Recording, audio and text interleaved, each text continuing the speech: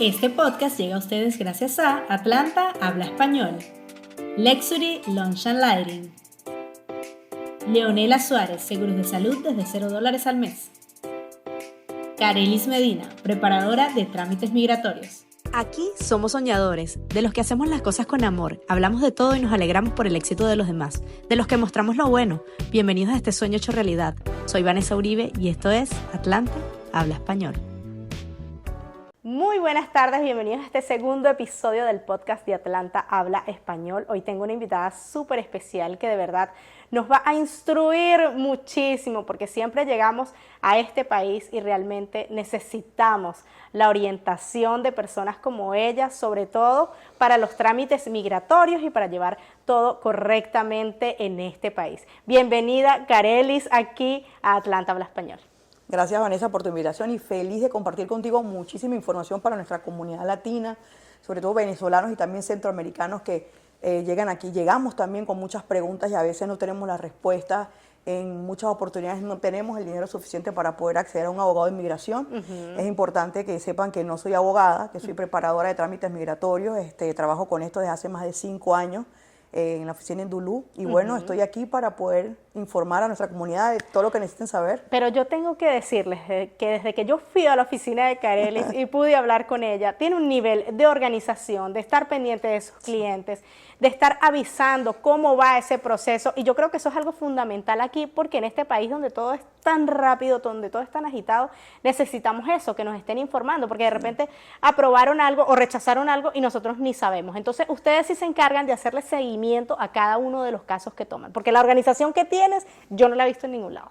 Sí, efectivamente, yo creo que desde el inicio que empecé con esto, una de las cosas que yo veía era poder diferenciar mi trabajo con el de otros, porque si bien es cierto, ahora más que nunca hay muchísima gente dedicada a eso, hay otros que sí nos preparamos y nos preocupamos por prepararnos, hay otros, hay mucho fanático ahora que por el nivel de migración que está ocurriendo, pues no, voy a hacer esto porque lo hago sin saber lo profundo y lo importante que es el impacto que tiene este trabajo sobre la vida de un extranjero.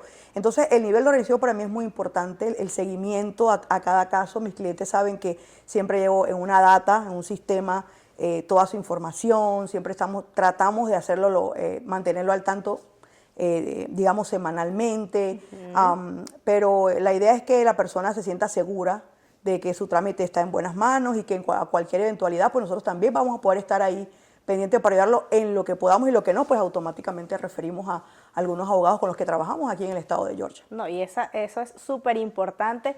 Y Carelis, otra cosa que yo te quería preguntar, ¿no? La gran mayoría de personas llegamos aquí a este país y lo primero que decimos es, bueno, ¿cuánto tiempo tengo que esperar para meter el asilo? El asilo es la única forma que hay para nosotros llevar todo correctamente. Me imagino que todos los casos son diferentes. Si es asilo político, todo es asilo político. Entonces, más o menos, ¿qué otras opciones hay o por qué la gran mayoría se va por el asilo? Bueno, fíjate algo, en este país existen muchas vías para llegar al ajuste, a la residencia permanente. Existe la visa de habilidades extraordinarias, existe una petición familiar, existe una petición de matrimonio, existen muchas vías, pero la oficina de Carelis Medina tiene 5 años de experiencia en solo trámites de solicitudes de asilo. Y tomo esto en consideración porque hace pocos días atendí a un cliente que me llamó mucho la atención y me impactó, que le hago una pregunta y le digo, ok, perfecto, estoy aquí, estamos aquí, podemos ayudarte, vas a contratar los servicios de una preparadora de la solicitud de asilo, la forma 589, pero dígame, ¿por qué usted cree que es elegible para solicitar asilo? Y el impacto de la respuesta fue tal que él me dijo, no, lo que pasa es que todo el mundo mete asilo, el asilo es la moda.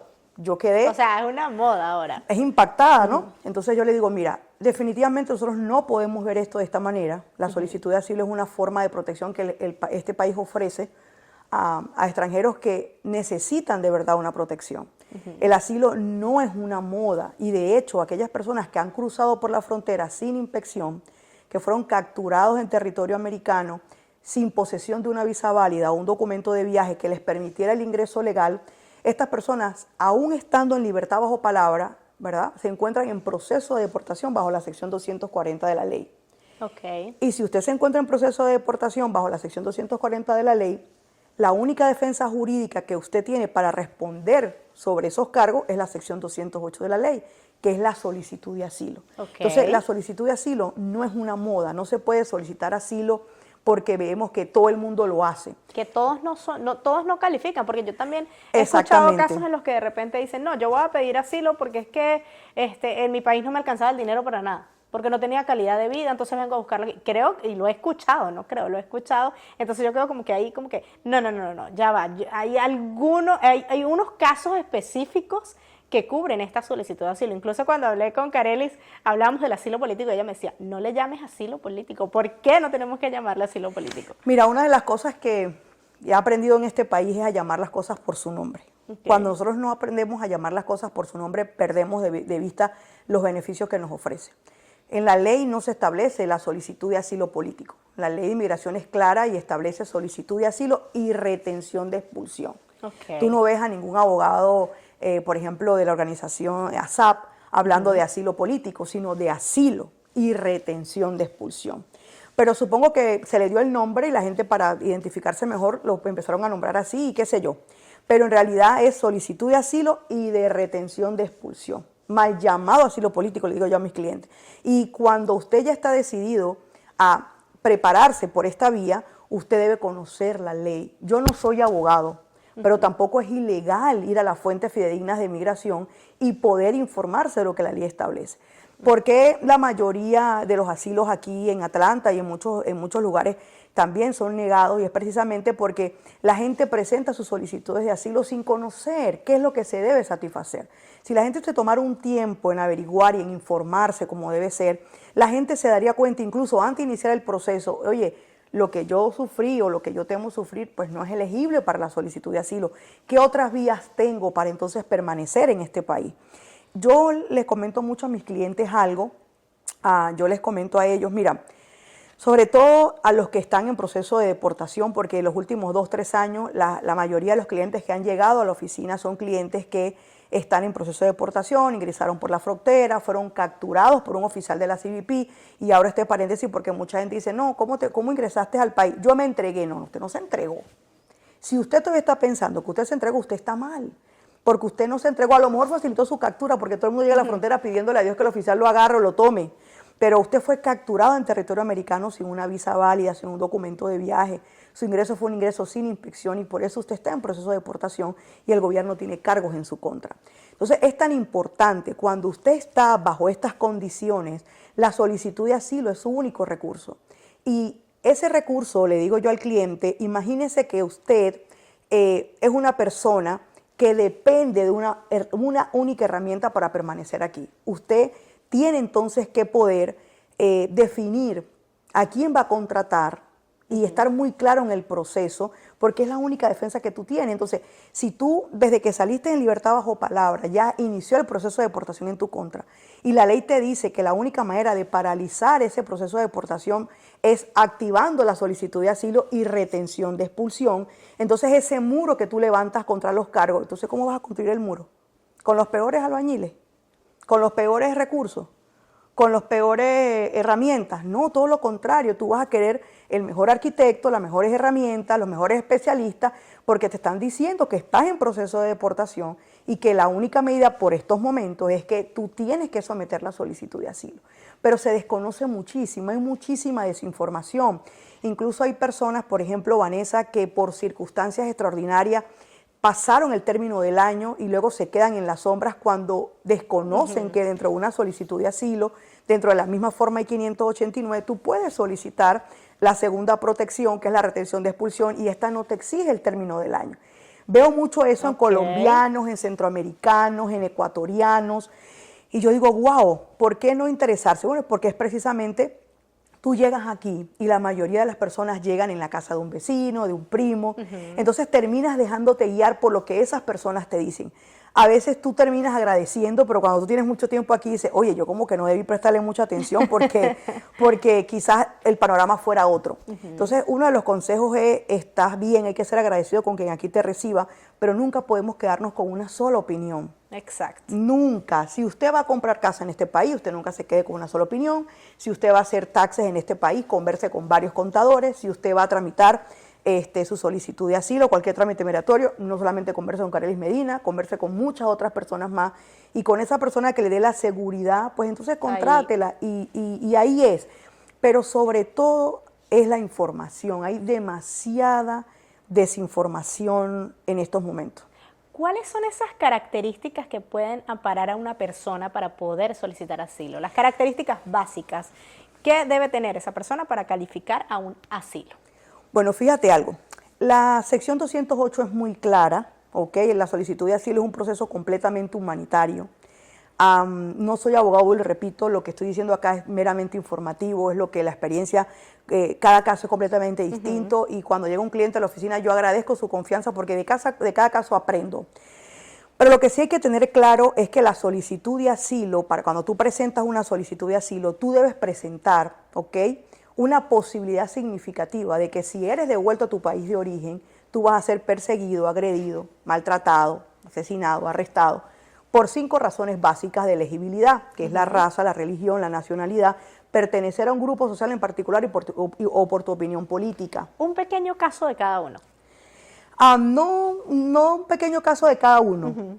¿Ejemplos? Ejemplos, exacto. Bueno, mira, la mayoría de los venezolanos siempre presentan su solicitud de asilo por ser un opositor en Venezuela. Nosotros tenemos casos que preparamos en la oficina que ganaron su solicitud de asilo, que ya tienen su residencia y van en una posterior ciudadanía, colombianos que fueron parte de juntas de acciones comunales, que fueron líderes sociales en sus departamentos en Colombia y recibieron amenazas de grupos armados que ellos no tienen control ni siquiera del gobierno.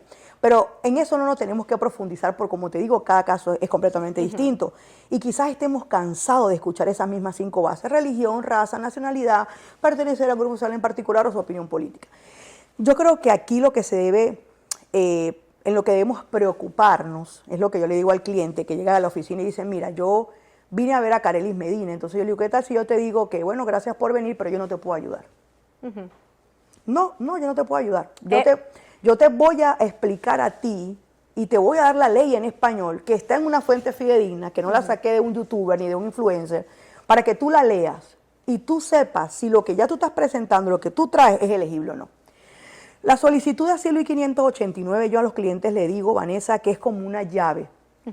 Cuando tú estás en proceso de deportación, por ejemplo, vamos a hablar de ese tema porque es el boom ahora, la mayoría está ingresando de esa manera. Incluso los que ingresan por CBP-1 también tienen una NTA, un aviso de comparecencia ante la Corte. Ellos tienen que presentar su solicitud de asilo.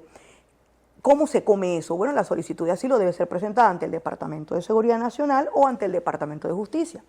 En ambas agencias se tiene que preparar la forma I-589 y esa forma es como una llave. Una llave que a lo que tú la tienes y la activas te da la posibilidad de poder abrir 3 posibles puertas para permanecer en este país. La primera puerta es el asilo, ¿ok?, que está en la sección 208 de la INA. La segunda llave es la retención de expulsión, que está establecido en la sección 241b3, y los convenios en contra de la tortura. Es decir, que esa llave, que es la forma I-589, esa llave tú tienes que trabajar para que tenga la posibilidad de abrir algunas de esas puertas. La solicitud de asilo ya sabes que la tienes que entonces activar y presentar dentro del término del año, pero la retención de expulsión y los convenios en contra de la tortura no. Sí deben existir circunstancias extraordinarias, se debe hacer con un abogado de inmigración, es lo más conveniente porque solo un juez federal es quien las otorga, debes tener un abogado para eso, pero es bueno que te informes y que sepas que tú puedes tener esas 2 opciones si en caso tal no eres elegible para el asilo. Entonces yo le digo al cliente, vamos a personificar la ley, porque hablamos de la sección 208 y a veces la gente no se familiariza. Entonces yo le digo, a la de asilo, María; a la retención de expulsión, Pedro; y a los convenios en contra de la tortura, Juan.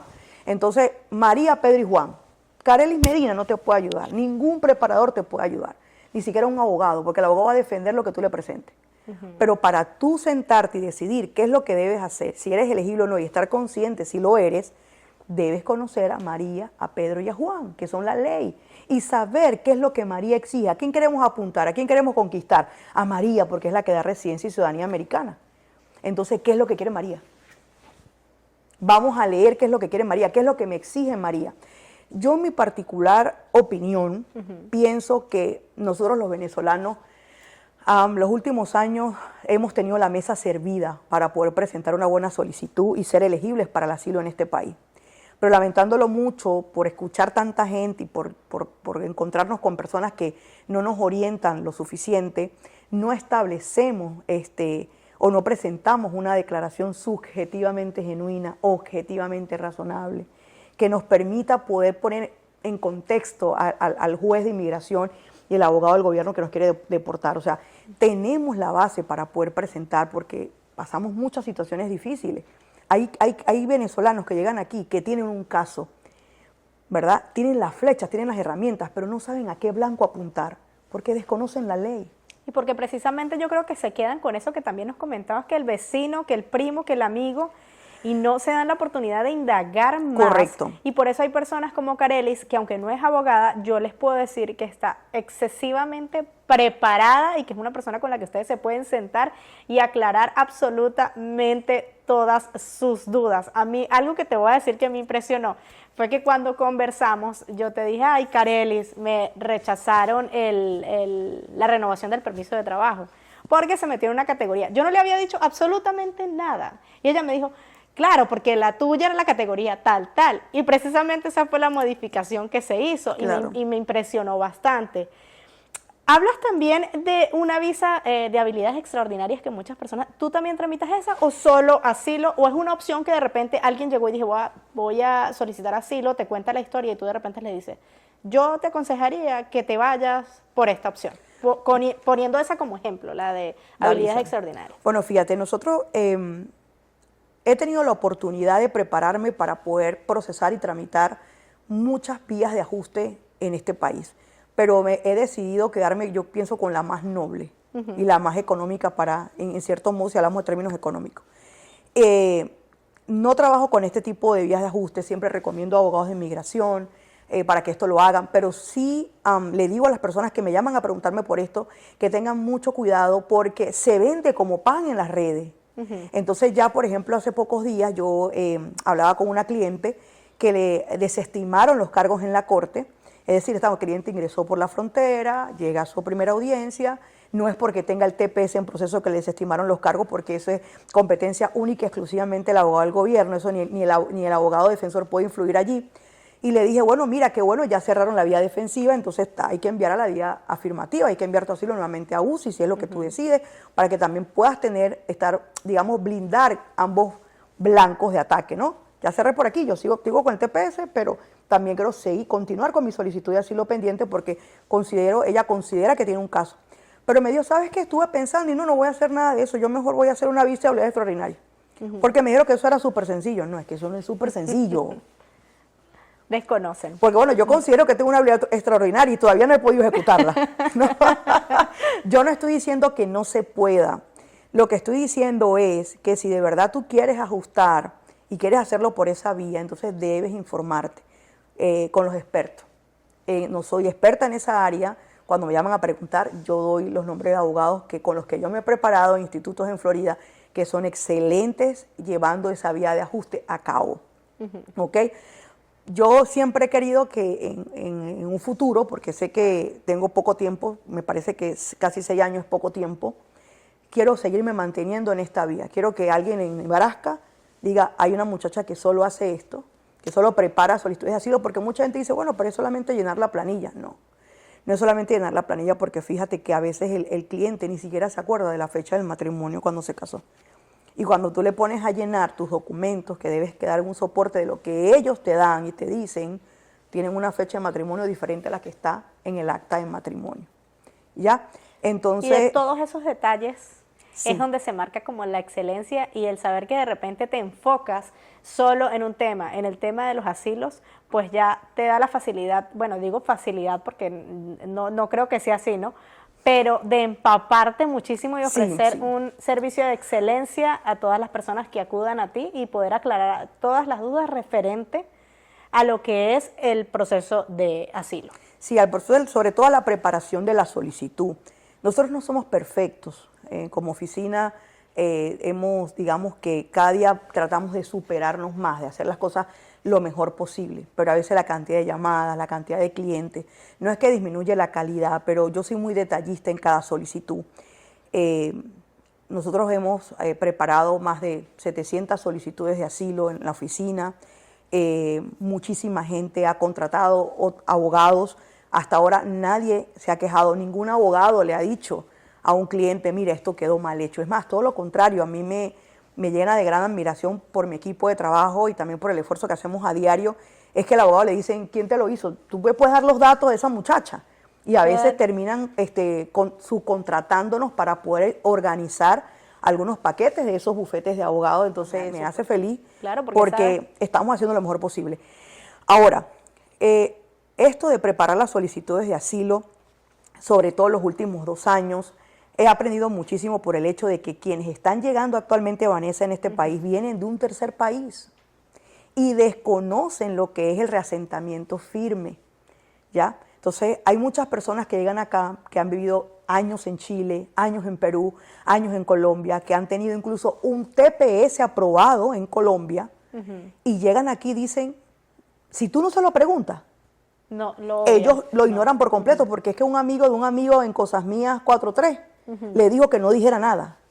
Y yo le digo al cliente, mira, o sea, tú le estás presentando una solicitud al Departamento de Seguridad Nacional. Si ellos quieren saber lo que yo desayuné hoy, ellos si lo quieren saber, lo van a saber. Y no creo que debamos mentir. Entonces, cuando tú preparas una solicitud de asilo, como preparador, no es violar la ley aprender sobre el reasentamiento firme, ¿ok? Porque la mayoría de las personas que están llegando, la mayoría vienen de un tercer país y desconocen que eso puede ser un obstáculo para poder ganar el asilo en este país. ¿Por qué? Porque, bueno, fácil, cuando usted vaya a su audiencia, el abogado del gobierno, como caballo de Troya en su defensa, tendrá, señor juez, él no puede ser elegible. ¿Y por qué usted dice eso? Porque él tuvo reasentamiento firme. Ahora, lo importante aquí es que la carga de la prueba la tiene el gobierno. Él tiene que probar que el extranjero se reasentó firmemente en un tercer país. Y ahí es donde usted debe preparar a detalle su solicitud y poder demostrar desde el inicio que usted, a pesar de que estuvo en un tercer país, usted no vivió un reasentamiento. ¿Por qué? Porque usted se mudó muchísimas veces, porque usted tuvo decenas de trabajos, porque usted no tuvo acceso a muchos derechos disponibles que se tienen en ese país para con sus ciudadanos. No tuvo derecho a una educación pública para sus hijos, no tuvo derecho a un seguro médico, ni siquiera tuvo una vivienda digna. Usted terminó siendo, la mayoría de los clientes que he visto, que he tratado, cuando leo sus casos, cuando me detallan todo lo que vivieron en un tercer país, yo digo, wow, terminaron siendo revictimizados. Pero la gente pasa muchísimo. Olvida esto. La gente olvida dar esos detalles. No te digo que hay gente que dice, no, mira, no, pero es que yo no. ¿Por qué crees que los evaden? ¿Porque sienten que eso los va a perjudicar más? Yo pienso que es por Cosas Mías 4.3. Por lo que dice uno y por lo que dice el otro. Yo le echo, a mí me gusta, digamos, poder enseñar al cliente en medio de hacerlo digerible para él. Entonces yo le digo, efectivamente hay quienes han ganado asilo con 5 y 6 años en un tercer país. Nosotros tenemos clientes de 5 y 6 años viviendo en Colombia que han ganado asilo en este país. Que no tuvieron que evadir que vivieron en Colombia. Exactamente, que se dijo la verdad. Ahora, ya con doble nacionalidad, hay algunos circuitos, digámoslo así, judiciales aquí en Estados Unidos, que por ejemplo en Georgia es muy difícil ganar un asilo con doble nacionalidad, pero también tenemos clientes con doble nacionalidad que ganaron la retención de expulsión. Me acuerdo mucho el caso de Ana Marín, si me está escuchando, la voy a comentar acá. La vamos a etiquetar. No me dieron el asilo, y yo, si ya supiera que es mucho más difícil ganar una retención de expulsión que ganar un asilo. Entonces ella decía, bueno, igual estoy feliz porque estoy aquí, me permitieron quedarme. Y yo digo, pero es que yo celebro la retención de expulsión en una corte de Atlanta, porque cualquiera, o sea, que nosotros hayamos preparado esa solicitud de asilo y que se haya ido defendido con un abogado que recomendamos, para nosotros es un gran logro, porque es más difícil obtener una retención de expulsión que la solicitud de asilo. La solicitud de asilo, Vanessa, tú la puedes ganar con solo el 10% de probabilidad. Y tú lo sabes. Y hay mucha gente que se empeña en estar armando cosas que no tiene que armar. Y es un proceso completamente humanitario. Yo creo que la mayor prueba en una solicitud de asilo, y lo he comprobado, y a veces mucha gente me mira, lo he comprobado porque tengo las pruebas, es la declaración y tu defensa ante la corte. Porque he tenido clientes que llegaron aquí a los 19 años, pero que salieron de Venezuela a los 14. ¿Qué línea de persecución va a contar ese muchacho? ¿Ya? ¿Qué va a contar ese muchacho? ¿Lo persiguieron? ¿Qué estaba haciendo allá? Bueno, quizás pudo haber ocurrido muchas cosas contra él, pero era un niño. Y entonces él comenta el temor a futuro de lo que puede ocurrir, porque esa es otra cosa. La ley también establece que un extranjero que no haya sufrido persecución en el pasado, pero que tenga un temor bien fundado de sufrirla en el futuro, a base de estas 5 categorías, también puede ser elegible para el asilo. En este caso, ¿ustedes los preparan o directamente con los abogados que les recomiendas? Cuando hablas de preparar, ¿a qué te refieres? Preparar, por ejemplo, en el caso de, bueno, ya solicitamos el asilo, ahora vamos a ir a esa defensa del asilo. Sí, correctamente. Mira, nosotros nos encargamos de preparar la solicitud 589. ¿Ok? A mí me gusta, el cliente cuando va a la oficina lo sabe y no me pueden desmentir, se van con una carpeta full de hoja. Yo no sé si lo leerán, yo no sé si perderé las copias allí, pero yo le doy una copia de la ley, ¿ok? En español, la sección 208, descargada del sitio de UCI, no es de ningún youtuber por allí, y se traduce con un traductor certificado. Ahí está, léala, la gente la lee, la gente se informa. Nosotros nos encargamos de preparar la solicitud 589 y de enviarlas a las agencias correspondientes. Estamos pendientes de avisar al cliente, mira, ya recibiste tu acuse de recibo, una vez recibe el acuse de recibo, envíame eso digitalizado para ponerlo en tu carpeta. Este es tu número de expediente, lo sumamos a una data y estamos chequeando qué va a pasar con ese número de expediente. Si de repente pasan 90 días y el cliente no ha recibido una cita de huellas, pues estamos pendientes, ¿para qué pasó? Vamos a ir allí. Por eso a veces hay semanas, estando a la oficina, que se trabaja muchísimo y no se envía un asilo. Solamente haciendo el seguimiento, avisando a quienes tienen que renovar, quienes ya le nace su derecho de solicitar la autorización de empleo por primera vez. Son muchos los detalles, es increíble. Hace poco no, a final del año pasado, escuchaba yo a alguien de mi competencia cerrando su año y dar los números. Yo no lo hago, ¿ok? Yo respeto la decisión de cada quien. Yo creo que los éxitos profesionales siempre me los he guardado para mí.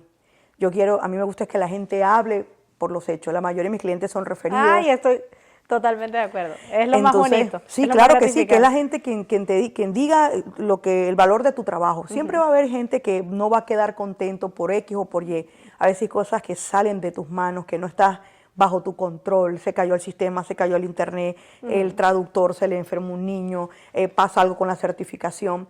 Pero siempre ha habido, digamos, pequeños tropiezos de forma, nunca de fondo. En el sentido de que vayamos a perjudicar a alguien por una información que se fue mal hecha. Hasta ahora no ha sucedido, espero que no suceda. Pero escuchaba a esta persona a finales del año pasado dar todos los números de los asilos enviados durante un año. Yo dije, wow, ella envió todo esto durante un año, eso me tomó a mí 3. ¿Ya? Y no estoy diciendo que lo haga mal, pero me tomo demasiado tiempo en ver cada detalle. Mira, yo he tenido clientes que en la solicitud de la preparación comentan, por ejemplo, que trabajaron en PDVSA hasta agosto del 2019 y llegan con una declaración, él fue despedido en julio del 2014. O sea, como para darte un ejemplo, semejante contradicción, ya ven acá, póngase de acuerdo. Exacto. Porque ¿cómo es esto? Aquí hay un error, porque este error no se le va a pasar al oficial, ¿ya? Y pudiéramos hacer un podcast más adelante de lo que es toda una declaración, de cómo debería presentarse. No, y que en ese momento te preguntan de atrás para adelante, de adelante para atrás. La primera pregunta que te hicieron te la vuelven a hacer al final, pero completamente diferente, y la respuesta va a ser la misma. Mira, una de las cosas que yo pregunto en la solicitud, que eso no lo pregunta, pero es como para darle esa conchita de mango al cliente, es: ¿cuándo compró usted su boleto aéreo? Cuando la gente ingresa por visa, con visa de turista, o incluso cuando la gente tomó un colombiano que tomó un avión de Colombia a México.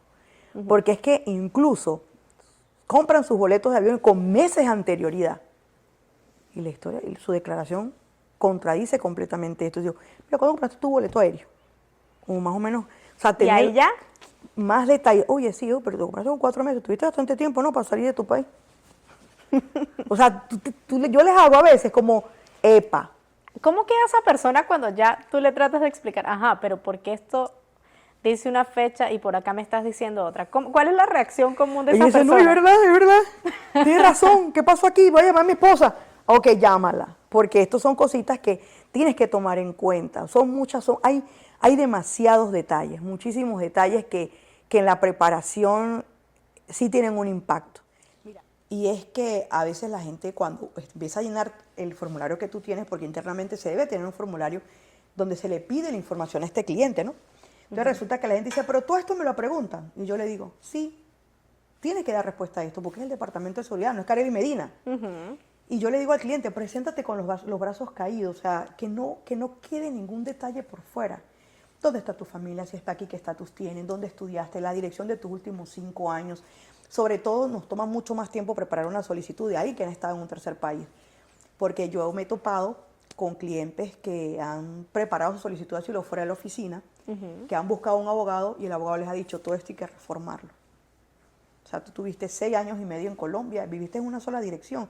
No, yo viví como 15 veces me mudé. ¿Y por qué tienes una sola dirección en la planilla? Porque es que el preparador me dijo, dame la última dirección. Imagínate lo delicado que es esto, que tú le estás diciendo al gobierno que tuviste una estabilidad ahí, que tuviste un solo trabajo, y resulta que no. La gente llega a Colombia limpiando pisos, cuidando niños, recogiendo basura, cortando cabello, teniendo 4 y 5 trabajos, a destajo, pero los tienen. Dile todo eso. Porque pese a que has tenido un permiso especial de permanencia en aquellos que han estado en Colombia, o has tenido un TPS, algunos ni siquiera han tenido acceso a un sistema a un seguro médico. Entonces, ¿estas son las condiciones? No, no pueden ser. Entonces, ya tú le estás dando al detalle. Si tú lo detallas, lo viviste. Eso funciona en la preparación de la solicitud y también en tu declaración. Claro, y que es la verdad, y es su verdad, y es parte de la historia mira, que no es color de rosa. Y es el común denominador, ¿ya? Es el común denominador. Es muy importante cuando una persona viene de un tercer país que pueda averiguar sobre esto. Si usted tiene un abogado, háblele sobre esto, pida la información, que yo estoy segura que él se lo va a dar. ¿Okay? Claro, porque es peor a que llegue ese día de la defensa, evado que estuve en un tercer país y de repente llegue el fiscal con pruebas allí, porque aquí todo lo tienen monitoreado. ¿Y cómo vas a quedar cuando digas, pero tú viviste en Colombia tanto tiempo, Chile, en cualquier país, mira, a que tú ya vengas y lo traigas preparado porque es tu verdad y, como digo, parte del proceso y de la historia de eso tan fuerte que le ha tocado vivir a muchos? Sí, es que también este gobierno entiende que mucha gente llegó a ese tercer país a causa necesaria de su vida, de su salida, ¿no? No solo, como el ejemplo de Venezuela, a causa de esa salida, de su vida necesaria, llega a Colombia y quizás se establece ahí un tiempo esperando a ver qué pasa, si las cosas mejoran o no para regresar, y entonces quedan allí, terminan siendo revictimizados y entonces llegan a tomar la decisión de llegar a este país y entonces quieren dejar pasar ese hecho. No, tú no puedes negar algo tan importante,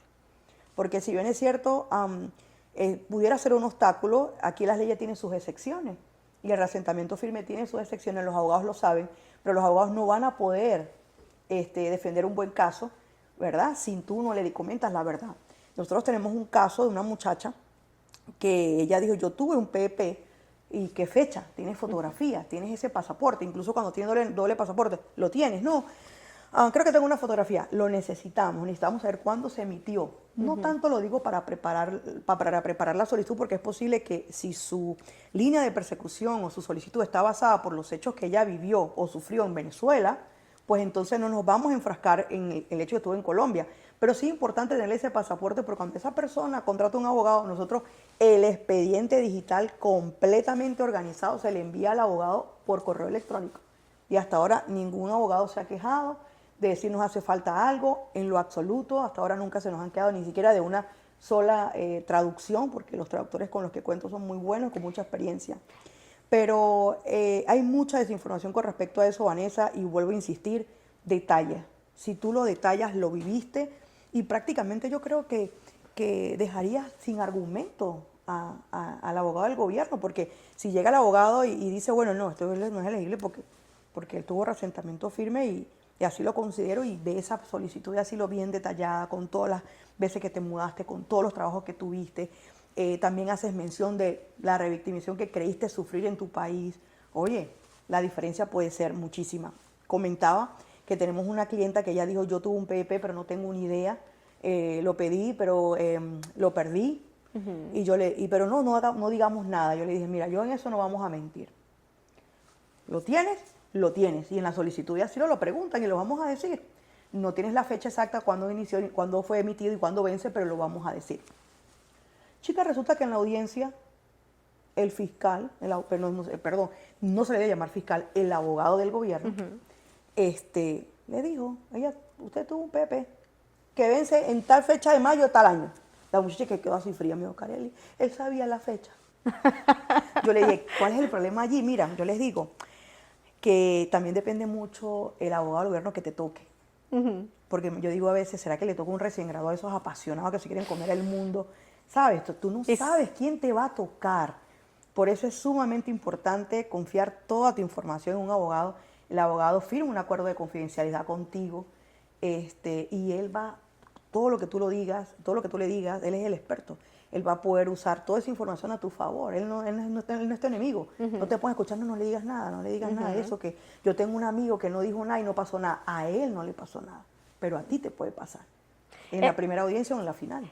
Eso te quería preguntar porque eres súper detallista y estricta, por decirlo así, con tu trabajo, ¿sí? Cada detalle, tratarlo de hacer la mejor manera. ¿Qué pasa si tú te encargas de hacer ese trabajo excelente, porque le dedicas todo tu tiempo, pasión y conocimientos, pero esta persona a la que les preparas esa solicitud de asilo decide ir a defenderlo sin abogado a la corte? ¿Qué le dirías? ¿Sí es recomendable o definitivamente aconsejarías no? No, definitivamente no. Ninguno de mis clientes se le ha aconsejado ir solo, ni siquiera a la primera audiencia.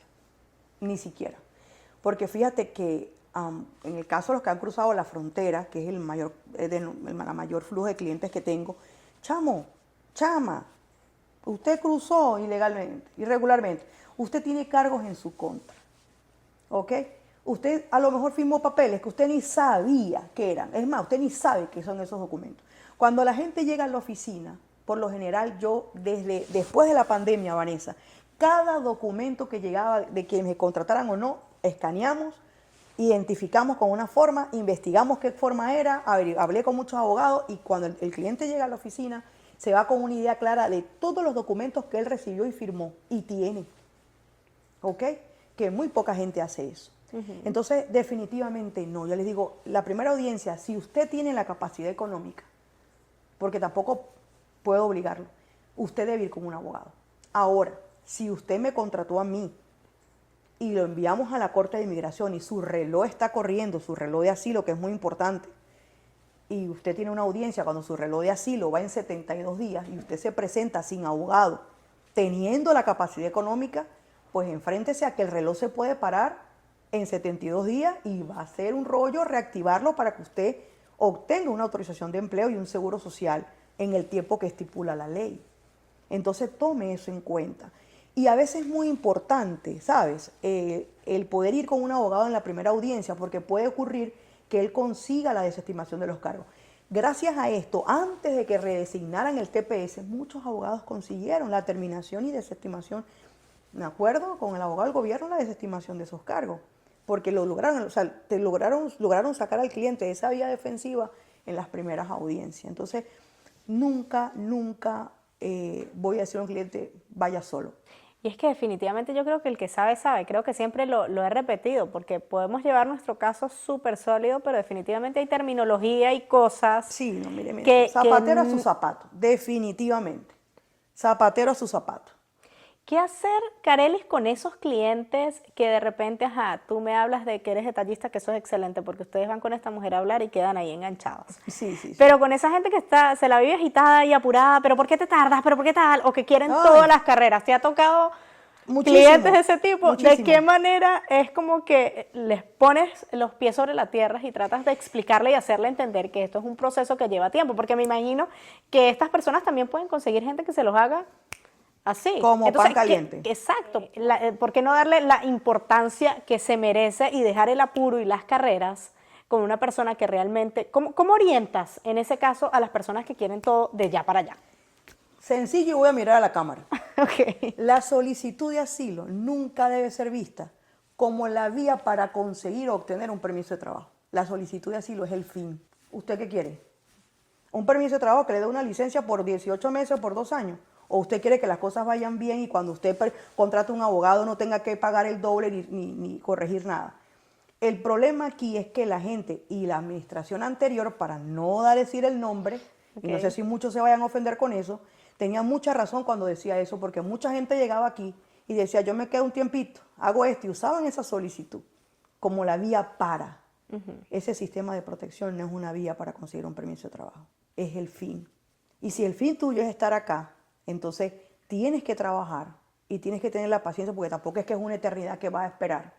Pero yo siempre se los digo, váyanse de aquí pensando eso, esto es el fin, sobre todo aquellos que están en proceso de deportación. Cuando la gente EWI, ingresos sin inspección, llegan a la oficina, yo me tomo el tiempo y les digo, ustedes se tienen que ir de aquí claro en aspectos fundamentales. 1, usted no se entregó, usted fue capturado. 2, su ingreso fue sin inspección. 3, si usted está en libertad, dele gracias a Dios, porque se le otorgó el beneficio de presentar su defensa en libertad bajo palabra.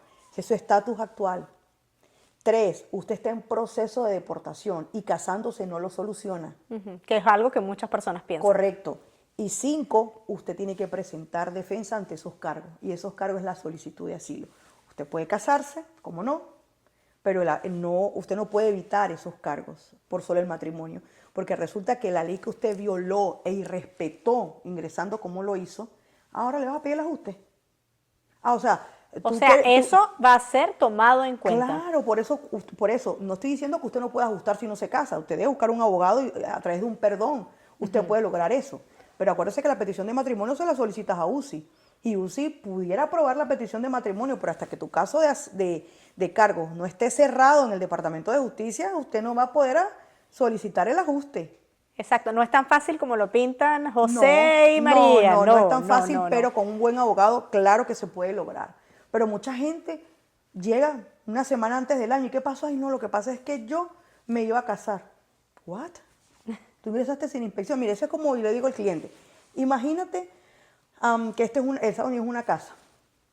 ¿Ok? Y que, bueno, tú tenías que tocar la puerta, pero no la tocaste, te saltaste la cerca. Entonces ahora quieres entrar y casarte con el administrador de la casa y con el dueño. Y así de sencillo, ¿no? Ya, un momento. O sea, hay procesos. No sé por qué a veces hay mucha gente que lo vende de una manera tan práctica. ¡Wow! Es increíble. Yo a veces escucho y yo ahí fuera así de sencillo. Tuviera más tiempo con mis hijos, más ceros en la cuenta quizás, y tuvieras menos responsabilidades. Pero no es tan sencillo. Yo creo que la solicitud de asilo, especializarse en esta área, es nunca dejar de estudiar, es nunca dejar de leer. Una de las cosas que recientemente fue publicada por el gobierno actual, el 4 de junio, me asombró mucho que a partir del 5 de junio el comunicado, el gobierno manifestó que aquellas personas que ingresaran irregularmente a la frontera no iban a ser elegibles para el asilo. Yo dije, wow, esto no puede ser así. Pero mucha gente se frena y se restringe, y es importante poder comentar, esto viola, todo acuerdo internacional que se tiene. Incluso viola la misma ley, porque establece que cualquier extranjero que toca tierra americana, independientemente de la forma de ingreso, puede solicitar asilo si lo necesitase. ¿Okay? Sin embargo, bueno, ellos son los administradores de esta casa, ellos pueden poner sus limitaciones, pero sin violar. Y esto que sale el 5 de junio es algo muy confuso. En mi opinión muy particular, pienso que lo que el gobierno está buscando, y lo dije en octubre cuando sale la aplicación, es convertir la aplicación CBP One en la única vía, ¿ok?, principal para acceder a los Estados Unidos de manera ordenada y segura. Pero esto también arma un privilegio sobre algunos y no sobre otros, porque hay muchas personas que no tienen acceso a un teléfono inteligente, que no saben a veces ni siquiera leer, que tienen que incluso necesitar la ayuda de muchas personas para poder acceder a la aplicación. Y lo peor de todo, dejas en espera en un país como México a una población tan vulnerable por tanto tiempo. Y es bien complicado porque termina siendo un caldo de cultivo para muchas mafias allá. Entonces, sí está bien la colaboración de México con este país, sí está bien que ellos como administradores de la casa decidan colocar, digamos, nuevas normativas, pero no solamente han cambiado de nombre, sino que han aumentado la gravedad, es lo que yo veo. Pero esto hablaba yo con una abogada hace poco, la doctora Jessica Pérez, valga la cuña, de Migra 411. Ella me decía que quizás en cualquier momento eso lo van a demandar, quizás están preparando una demanda porque viola pues el derecho internacional de asistencia de llegar a poder solicitar asilo en suelo americano.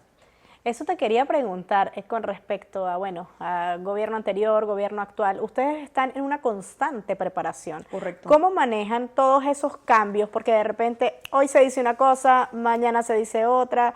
Hace poco, lo conversábamos hace rato, está esta opción de que muchos hispanos van a poder tener un estatus legal aquí gracias a una buena propuesta. Una nueva propuesta, sí, porque por allí escuchaba que no era una ley, sino que en este caso sería como una orden ejecutiva, porque no ha pasado a discusión.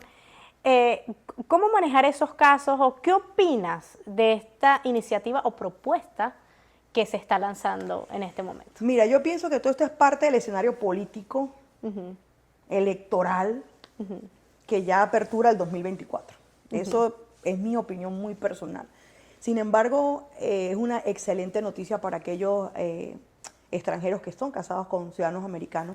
No puedo hablar mucho de esto, a mí me encanta hablar cuando ya está publicado en las fuentes oficiales y hay muchos detalles que se esperan, porque posiblemente diga todo el mundo, o como puede decir, no, el que sea casado con varios hijos, o a partir de qué fecha. Entonces, hay que esperar, como diríamos, las letras chiquitas, sí, para ver más o menos. Definitivamente hay que esperar. Que ojalá, porque sabemos también que hay muchas personas trabajadoras y que tienen aquí años y que no han tenido la posibilidad de... Conocemos muchos. Y sería una gran oportunidad, pero es algo que, bueno, Carelis me explicaba también fuera de cámaras que no es algo de lo que podamos hablar así de lleno ahora, porque sería como, de cierta manera, mentir, porque no tenemos todavía los detalles de cuáles van a ser las condiciones de elegibilidad para el ajuste. Porque si eso llega a ocurrir, esa persona tendrá que preparar la forma I-485, ya tiene sus propias instrucciones, serán los mismos requisitos, no serán, tendrá un término de retroactividad, no lo tendrá, a partir de qué fecha, quiénes serán incluidos, quiénes no. Entonces hay que esperar mucho, ¿ya? Pero definitivamente la propuesta se ve muy prometedora, hay mucha esperanza en aquellas personas que están casadas con ciudadanos americanos. Obviamente se aplaude. Por un lado se aplaude esto y no se aplaude lo que ocurrió el 4 o 5 de junio, ese anuncio de que, oye, o sea, no puedo ser elegible para el asilo si ingreso irregularmente. ¿Pero cómo? No, lo que pasa es que tenemos muchos ingresos, sobre 2.000 diarios, entonces queremos que baje un poquito. O sea, ¿es legal lo que estás haciendo o no es legal? O sea, es muy confuso esa restricción que ellos están desplegando y no están midiendo ese daño, ese impacto de quienes siguen en México esperando y que definitivamente hay mucha gente que ya no soporta seguir esperando. Ya no soporta seguir esperando porque, mira, no es fácil. A veces yo lo tengo que confesar aquí, no sé si me van a ver y se molestarán conmigo, pero a veces yo tengo que soltar, a veces tengo que despejar un poco la mente y salir de la oficina, porque en mi oficina no delego la solicitud de asilo, de eso me encargo yo. Y no hay nadie más, de repente sacan una copia, organizan, pero soy yo la que le mete mano a todo eso. Definitivamente te apasiona, te gusta. Sí, me gusta muchísimo y comentaba, y te digo lo de México, porque tengo un cliente que me dijo, mira, a mí me tocó trabajar muchísimo allá, y mi hija, durante el tiempo que estuve allá, durante el anulado programa el MPP, mi esposo se quedaba en un hotel, y mi hija durante 19 meses no fue a una escuela. Mi hija ese tiempo no fue a una escuela porque me daba miedo. Y ni contar todas las historias que yo empecé a escuchar cuando la gente empezó a atravesar la ruta millonaria. Porque yo le llamo así al despliegue por el Darién. Porque es una ruta millonaria. O sea, vuelve millonario a muchos. Y yo, Dios mío, no. Y hubo un momento en que yo dije, yo tengo que poder. Porque son tantas cosas que tú escuchas que tú dices, Dios mío, ¿cómo se puede tanto? Entonces siempre el llamado va a ser a poder respetar, porque aquí no es la idea de que, mira, no, tranquilo, no te preocupes, que lo que dieron el chico tú puedes salir, le pasa así. No, porque las casas se tienen que respetar y lo que menos queremos es que este país se convierta en los países bajo las condiciones de las que venimos huyendo. No Exactamente. queremos que se convierta en una anarquía, no queremos que aquí la gente haga todo lo que se le dé la gana, eso estamos claros, porque entonces, ¿para dónde vamos a agarrar? ¿Para Marte? Le digo yo a la gente, ¿para dónde vamos a agarrar? Pero este es un país de leyes, le digo a la gente, y tenemos que simplemente informarnos, leernos, no es un delito no ser abogado y no ir a leer la ley ni buscarla, la puedes dar en español, y de hecho no hay justificación alguna para los que cruzan la frontera, porque en los papeles le dan 2 y 3 hojas de toda la información de abogados pro bono y organizaciones a las que se puede llamar gratuitamente y recibir asesoría legal gratuita. Y aún así la gente dice, ¿y esto qué es? Entonces, no hay excusa. Y por eso yo le digo al cliente, cuando usted va a solicitar el asilo y le toca a un juez así, digamos que no, que es antimigrante, no es antimigrante. El juez no tiene nada en contra de usted. Su trabajo es administrar la ley y él debe asegurar que la protección que él va a otorgar sea merecedora de su caso. A lo mejor sí habrá uno que otro que de verdad no sé, no quiero comentarlo, pero él está ahí haciendo su trabajo. A veces el problema es nuestro, que llegamos ante un juez federal y presentamos algo que, ¿pero qué tiene que ver esto? Hay jueces aquí duros en Atlanta que ya tiene doble nacionalidad.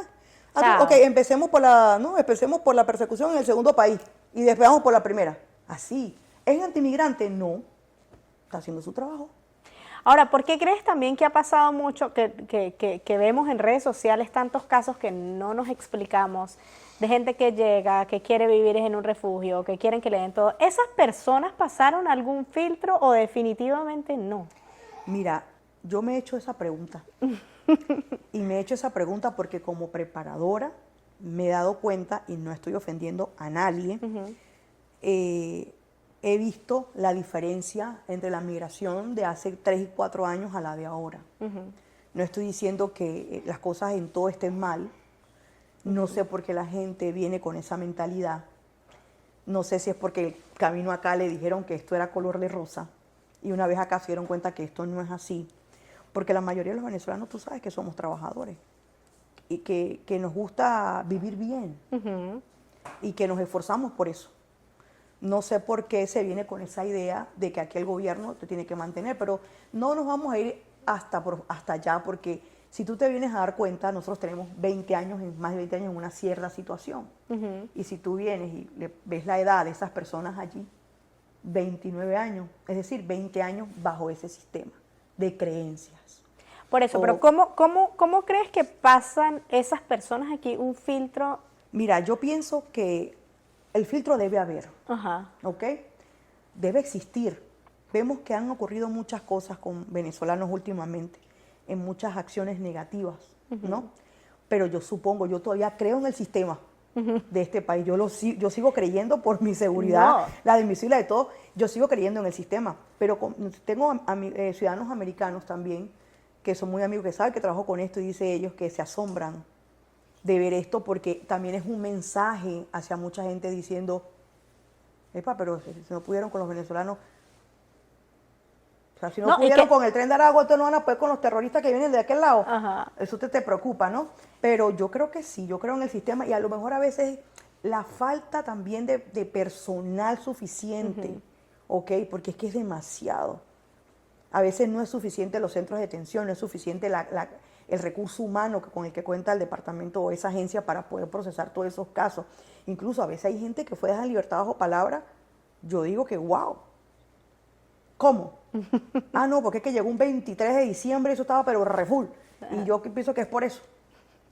O sea, no yo, sino me dice, yo pienso que es por eso. Sí, y definitivamente yo también coincido contigo en el hecho de que nosotros somos gente muy trabajadora y yo también prefiero quedarme con lo bueno, y siempre he pensado que de repente a veces una o dos cosas maluconas por ahí hacen muchísimo ruido, y yo por lo menos en lo particular, desde que sacamos Atlanta Habla Español, lo he dicho, aspectos negativos por aquí no hay, debe ser. porque tenemos que mostrar lo bueno y entender que aquí llegamos a este país a trabajar y a salir adelante y a cumplir sueños y a hacer lo que realmente nos gusta, porque yo me imagino que la Carelis que llegó aquí es completamente distinta a la que está ahora.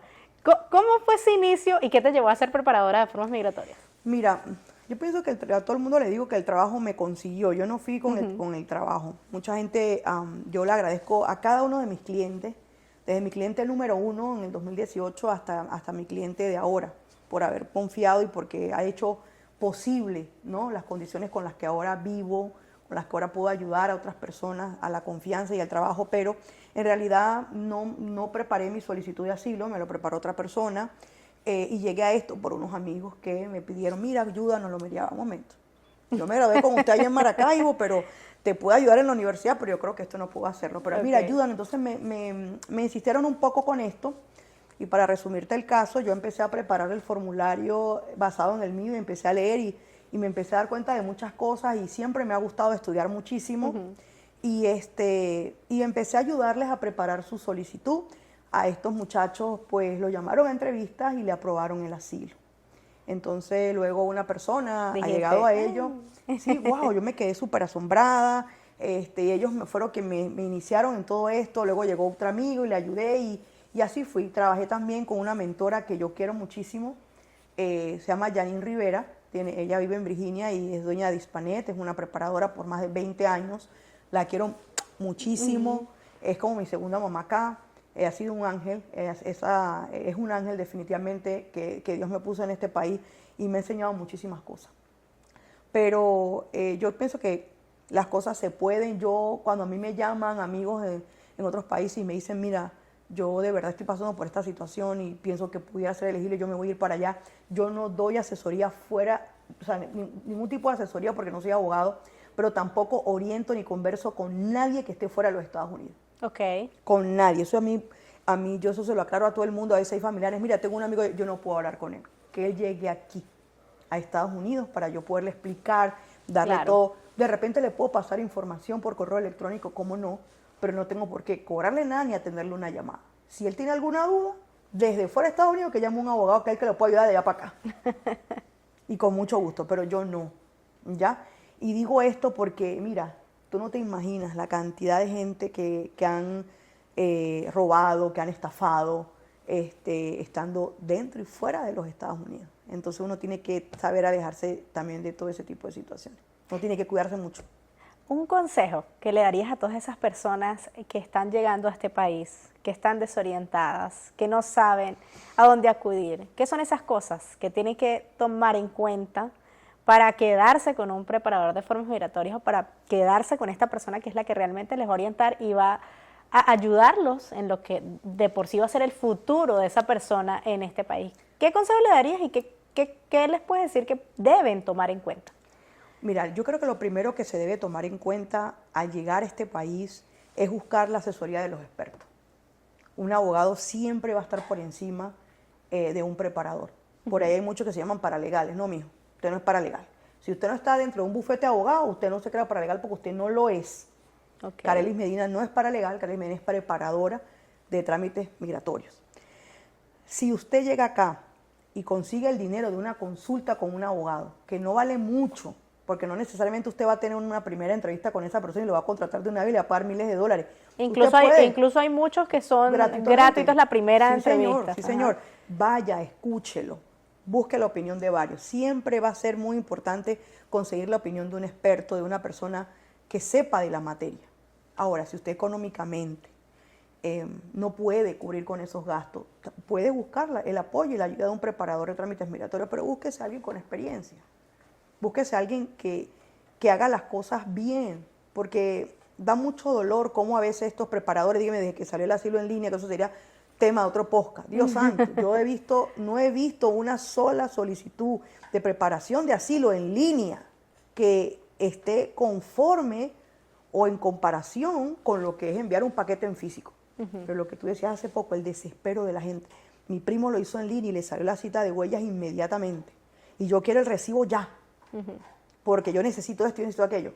Convirtiendo el asilo en vías para conseguir algo. Y no es así. Sería bueno hacer una acotación. Yo tengo muchos clientes, Vanessa, que cruzaron la frontera, esperaron en una línea, tener su cita de huellas ahí mismo y llegaron acá. Ya, un momento, ¿what? No, bueno, es que yo llegué, yo crucé y la persona, no, mira, yo salí ya con el asilo listo, hasta las huellas, yo esperé 12 días ahí o 2 días las huellas y ya me vine con huellas. Ajá, ok, ya vamos un momento, tenemos que revisar, pero me sale audiencia, vamos a revisar, porque es que tú cruzaste por la frontera, tienes cargos en tu contra, tú no deberías enviar tu solicitud de asilo a UCIS en línea, ¿Escucharon? Usted se cruzó por la frontera y está en proceso de deportación y su ingreso fue sin inspección. La agencia competente para llevar su caso de asilo no es UCI, no lo es. Es el Departamento de Justicia, la Oficina Ejecutiva de Revisión de Casos de Inmigración, EOIR por sus siglas en inglés. Que usted envía UCIs, claro, porque por una demanda se permitió y se ordenó que UCI recibiera aquellos casos que estando cerca del término del año no hayan aparecido en la lista de casos del EOIR. Entonces, si usted ingresó por la frontera, está una semana de vencerse el año, usted no ha recibido la notificación de cargos, no aparece en la lista de casos del EOIR, pues usted debe, si usted le aparece una cita en la corte después del año, la solicitud de asilo ante UCI le ayuda a usted a demostrar ante un juez que usted fue diligente en preservar el término del año y por eso UCI le aceptó el caso. Y cuando usted aparezca en la corte, UCI le cierra el caso. Por eso es mucha gente que a los 5 meses llega a la oficina, mira, me negaron el permiso de trabajo y aquí dice que no tengo asilo pendiente, pero yo puse huella. Ah, claro, lo que pasa es que usted entró a tal fecha y usted corrió en 13 días a solicitar su solicitud de asilo ante UCI que no debía, ¿ok? Y 4 meses después, antes de los 5 meses, usted se ve en la corte y no se dio cuenta y usted fue a pedir el permiso de trabajo, pero usted no sabía cómo se bate el chocolate. Por no buscar Información o no buscar un experto, por lo menos la primera asesoría. Porque la mayoría de los abogados tienen planes de pago también. Y es también conectarse con esa persona y con ese experto y ver si esa persona también, ¿sabes? Te conectas. Tú tienes que conectarte con la persona. A mí me gusta mucho la publicidad, pero yo conecté contigo, por eso estoy aquí. Pero, mira, siempre va a ser eso. La opinión de un experto siempre va por delante. Yo pienso que sí hay unos que son, wow, bien complicados también los abogados, pero ellos son los que tienen la experiencia y el conocimiento vale mucho más que cualquier otra cosa en este país. La información en este país es muy importante. Mi gente, definitivamente no se vayan a lo loco, al César lo que es del César, y vamos a buscar expertos para hacer todos estos trámites. Definitivamente a nosotros el tiempo se nos quedó corto porque hay montones de temas por hablar con Carelis y sé que esto lo vamos a estar repitiendo. Cualquier duda que ustedes tengan y si quieren hacerle alguna pregunta, yo les voy a dejar por acá su cuenta de Instagram. Si quieren hacerla a través de Atlanta Habla Español, también bienvenido sea. Y podemos hacer incluso un en vivo pronto para aclarar todas las dudas que ustedes tengan. De verdad, yo encantada, Carelis. También desde que te conocí, le dije a mi esposo cuando llegué, yo dije no. O sea, esta mujer a mí me habló de A a Z con una seguridad y esa seguridad se da, digo yo, a través de todo ese conocimiento que tratas de absorber día a día, así hayan cambios. Entonces, por eso de verdad, felicidades, Carelis. Gracias por estar aquí en este espacio y esperamos volverte a tener pronto para aclarar muchísimas dudas. Sí, claro, una de las cosas que, permíteme concluir, es que no es solamente el conocimiento y el esfuerzo que uno hace, sino también la gente que te apoya, porque definitivamente no se llega a un lugar donde se quiere estar solo, y mucho menos en este país. Y yo pienso que cada persona que llega aquí, créanme que Dios le va a poner su angelito, que te va a llevar y te va a ayudar a dar los pasos hacia donde tú quieres llegar. Yo le doy muchas gracias a Dios por todo y sobre todo por las personas que me han ayudado a estar aquí, por mi equipo de trabajo, por mucha gente que me enseñó, que me corrigió y que me dijo esto es así, que me dijo ve por aquí, porque pues sola no se pueden hacer las cosas. Una también de las cosas que no me quiero retirar sin antes comentarlo, hay 2 cosas que me preocupan muchísimo de las personas que llegan acá. Y he visto, pues ya la semana pasada llegaron a la oficina más de 4 familias con orden de deportación y no sabían, una orden de deportación por ausencia. Y es que la mayoría de los extranjeros llegan a un estado, Vanessa, y luego se mudan. Llegan a Florida y luego se vienen para acá, para Georgia, y fueron a la oficina de ICE a decir, mira, me voy a mudar de estado, y pensó que era suficiente con simplemente notificar un cambio de dirección. Y no es así. Y no me quiero ir sin dejar claro que un cambio de dirección apenas es uno de los requisitos para solicitar un cambio de jurisdicción. Son 2 cosas completamente diferentes. Y te digo esto porque la familia que llegó a la oficina y que conversó conmigo por teléfono, uno de los niños, una familia con niños con síndrome, son niños especiales, y ella estaba muy mal porque decía, pero es que yo me vine de Florida y yo notifiqué que me mudaba así. pero no aparecen registros de ningún tipo de que ella notificó ese cambio de dirección y llegó a la dirección antigua una notificación de audiencia y no se presentó. Entonces, una cosa es un cambio de dirección y otra cosa es la solicitud de un cambio de jurisdicción. Y muchos se mudan de un estado a otro e ignoran completamente que esto es súper importante hacerlo porque Migración le va a enviar todo por correo postal a la dirección que usted dio cuando cruzó la frontera si usted no la actualizó. Y a las personas que quizás nos vean, que están prontas a establecer una cita, a verse en una cita CBP-1 con un oficial, tienen que verificar muy bien las direcciones. Tienen que verificar muy bien la dirección, porque hay, mira, muchísimas NTA que vienen con errores en números de apartamento, con errores en el código postal, con un error de dedo que conlleva a una orden de deportación. No, pero es que yo no recibí nada. Pero es que aquí está, usted se le envió por correo postal a NTA. No, pero es que yo no la recibí. Cuando chequeamos muy bien la dirección, hay un error en el número de apartamento. ¿Ustedes, por ejemplo, manejan que la información les llegue también digital y a la dirección o únicamente en la dirección del cliente? ¿O pueden manejar eso y hacerle seguimiento ustedes? Ambos. A mí siempre me ha gustado que el cliente tenga el control también sobre su proceso e incluso sobre mi trabajo. Yo adoro al cliente que me llama todos los días. Créeme, usted que me llama todos los días y que usted dice que yo no le respondo a veces el teléfono, yo lo adoro porque es un cliente preocupado. Así debe ser. ¿Qué pasa con lo mío? ¿Cuándo me lo vas a enviar? No he visto nada, ven para acá, quiero revisar antes de firmar. O sea, yo le digo, pero ya enviaste, ¿cómo voy a enviar, chico? Si no has venido para acá a firmar, ya revisa todo. Tienes que revisar todo muy bien primero. Pero sí manejamos algunas solicitudes en línea, las manejamos, sometemos las solicitudes en línea de aquellas personas, Vanessa, que única y exclusivamente han entrado al país con una visa, sale con inspección. De repente aquellos casos que yo comento con abogados y me dicen, puedes hacerlo, entonces sí, lo llevo en línea, pero a mí me encanta todavía seguir el formato en físico porque pues tú puedes, a mí me encanta. Yo a veces me pongo a imaginar y digo, Dios mío, esto, cuando tú imprimes y descargas la solicitud 589 que arroja el sistema en línea, en comparación con el formulario 589, yo digo, Dios mío, yo me pongo a pensar como un oficial el día de la entrevista. Esto es completamente diferente. ¿Qué es esto? Yo me confundiría haciendo la entrevista porque es una organización completamente diferente, las partes como están divididas. Entonces yo sigo manteniendo, soy de la vieja escuela, sigo enviando todo en físico también por consejo de los abogados con los que trabajo. Y eso es muy importante porque de repente no te quedas con esto, sino que siempre, antes de enviar cualquier solicitud, ante cualquier novedad, prefieres preguntarle a esos abogados y trabajar de la mano en equipo para tener muy buenos resultados. Si me están escuchando, yo creo que sí me van a escuchar y te van a empezar a seguir a ti también, ya que me siguen a mí también, ellos lo saben. Yo de hecho tengo mucho tiempo que no muevo mis redes sociales, pero yo no publico ningún video que uno de ellos escuche. A veces son varios y cuando dos quieren y uno no, ese video no se publica. Por el simple hecho de que uno no estuvo de acuerdo con cualquier palabra o cosa que yo dije, que me pudiera comprometer como preparadora, esto no me gusta, lo siento, 2-1, pero no se va a publicar. Porque pues hay que cuidarse mucho, la idea es informar a la gente y no confundirla más de todo de lo que pueden estar. Pero nada, hay que seguir adelante. El mayor consejo que yo le doy a todas las personas es precisamente no nos debemos olvidar quiénes somos ni de dónde venimos.